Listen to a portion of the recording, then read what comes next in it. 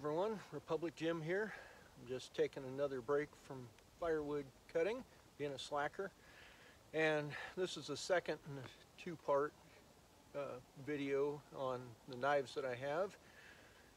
If you haven't watched the first one already, I encourage you to do that, the one about the folding knives, because that one I give a little context and kind of a explanation for my thinking and what I have. So I'll leave a link to that in the description down below.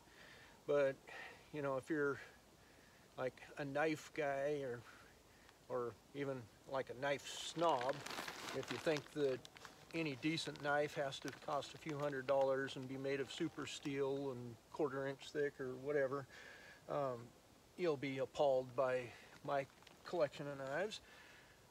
And really, collection isn't really the right word, because I've just accumulated them, but it's not something I really set out to do. But anyway, with that said, check out the other video and I'll jump right into the knives that I have that are fixed blade. So first of all, this is the very first fixed blade knife that I ever bought. This is a Cold Steel Bushman Bowie, and you know, I've got a few modifications on it. I wrapped the handle and I ground out a little spot there for striking a ferro rod, kind of sharpen up the spine a little bit. But yeah, this was like a $20 knife at the time. Really cheap, but back then, that was when I had first joined Search and Rescue and I needed some sort of fixed blade knife that I could depend on for going out in the woods. This thing had really good reviews for what it was. There's all sorts of videos of the old Bushman knives that they'd stick into trees and bend them practically right angle, and they'd spring back. You know, the heat treatment and everything on these was just dead on. I've heard since then that they've let quality control go and they're lousy, but for what it was, it did really well for me. It also has this handle. It's all one solid piece of metal, but it has this hollow handle that can be inserted on the end of a stick to make a spear. So kind of aside from a knife, it gave me the option of some defense out in the woods if I, you know, ran into animals or anything. So it was just inexpensive. I had virtually nothing to spend on gear at the time, but I needed to get outfitted for SAR, so that was what I got. So then this one was a gift from my son. This is a Gerber Bear Grylls model, and just a little skeletonized knife with a bit of a choil there and jimping on the spine, and supposed to be for camping, outdoor stuff. Very lightweight. You know, the skeleton handle is wrapped in paracord, and I took and put a bike inner tube over there. It gives a little more cushion grip, and it gives me something I can use for emergency fire starter if needed.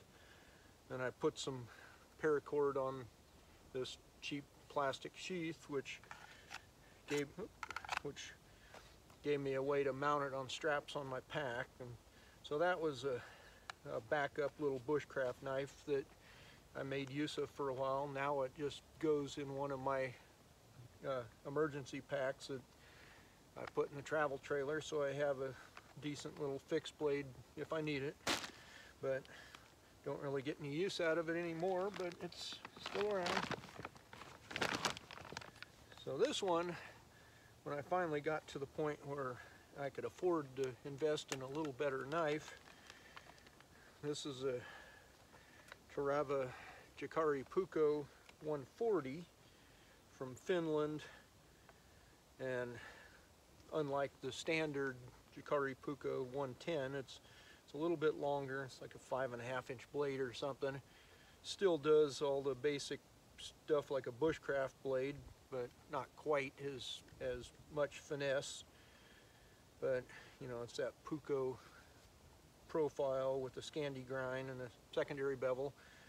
Very tough knife, very comfortable, and Yeah, I went with the longer one because I wanted something that was a little bit more of like a survival knife category, not just for bushcraft stuff, but you know, a little bit of defense capability and able to baton bigger stuff and whatever. Comes with this really nice sheath, and back when I got that it was about $70, which is by far the most I've spent on a knife. But yeah, it's the one that I typically always carry in my SAR pack, or you know, I use the dangler and have it hanging from my belt.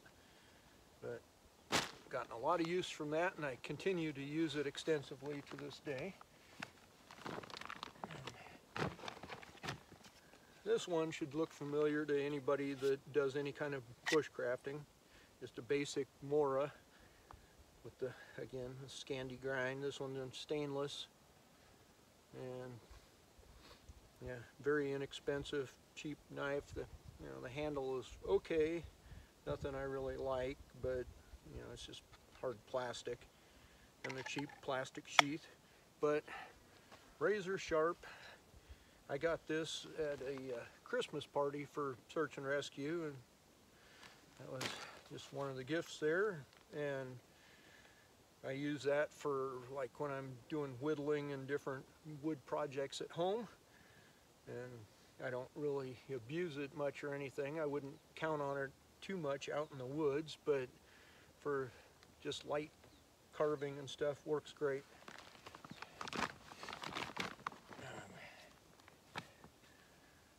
Another cold steel here. This one's just a cute little guy, the Secret Edge, and just a few inch blade there, very lightweight. It could be used as a neck knife or something, but I actually got this to use as a boot knife or sock knife, depending on your viewpoint, that I use when I'm wearing a kilt. I just use this as a modern interpretation of the traditional knife that goes in the kilt hose, and pretty much never use it for anything other than occasionally opening up Amazon boxes or that sort of thing. But looks cool, and it was inexpensive, and you know, has good edge on it, but not something that is real practical for me. But nonetheless, I wanted something to complete the look when I wore a kilt, so that was what I settled on for that. This one isn't particularly a knife necessarily. This is meant as a tool. It's a Schrade Fro, which was actually designed by Chris Tanner, I believe it is, from Prepared Mind 101. He had his JSX knife that was darn near indestructible and amazing for batoning wood, and so I took the same basic blade profile but without the pointy end or anything, and just made a knife. And this one comes in pretty handy for just splitting firewood. It's got a very thick spine and aggressive profile there, and it just blasts through wood. Don't use it a whole lot, but I usually keep it in the garage, and if I'm burning stuff in the wood stove and I need to split it down a bit, then that's far easier than trying to use a hatchet or something. Now we get to interesting ones. This, not exactly a knife either, but definitely a fixed blade, but cold steel Gladius. However, this thing, I've done a little bit of work on it, gotten a bit of an edge, so I've got to be careful there now, but not much of an edge. But when it came, this tip part was completely dull, just like a solid flat tip, no edge grind on it whatsoever. And then the rest of the blade had the profile, but it was still not sharp at all. So the advertisement said comes razor sharp from the factory, and instead I got this crowbar. I mean, apparently reading reviews on Amazon, that's pretty common now. They come with this tip that's just totally blunted and useless, and yeah, nothing ground on the edge whatsoever. So I've used a belt sander on it just a bit and gotten it to where it's got a little bit of a blade, but one of these days I intend to actually grind it down and get a decent edge on the whole thing. But for now, it was just a complete disappointment, and it wasn't worth the effort to ship it back. But I was not happy about it, and that's just kind of sat around and collected dust ever since. But I wanted something that worked, so I came across this guy, which I have done a video about in the past, which is the Combat Commander Gladiator sword. This one's a little bit smaller than the Cold Steel one, but very nimble, came with a decent edge on it. I've touched it up a little bit, and it could stand to have a little bit more, but very slicey and obviously stabby too, if that's what you need.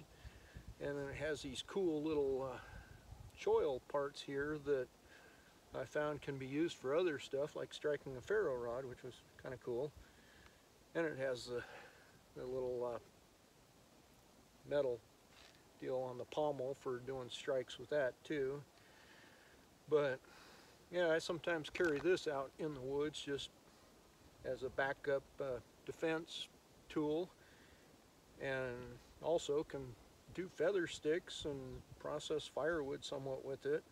Can't baton obviously, but has other uses there. So I much prefer this to what I got with the Cold Steel one. And then finally, this is one that I got just this last Christmas that my dad made for me. So this is, again, not something I purchased, but very nice Bowie. And yeah, I've done a little bit of work with it when I'm camping. I found that if I put my thumb alongside the guard there, I can get pretty good control for feather sticking and slicing, and it chops somewhat decent. I have to watch it. I don't want to break the tip on this because I have a feeling that might be a little bit of a weak point. But all in all, good camp knife to have around, and also makes me feel kind of secure having it on my hip. So yeah, at any rate, that's the fixed blades that I have. And as I said, the most expensive one of the whole bunch was the Jacare Puukko at around $70. I think the Gladius there ran like 40 something, and you know, others were much less or given to me. And so nothing with super steel there, no amazing high-end knives or anything, but they suit the purposes that I have. I'm very pleased with most of them, other than the Cold Steel Gladius, of course. And maybe someday I'll fix that.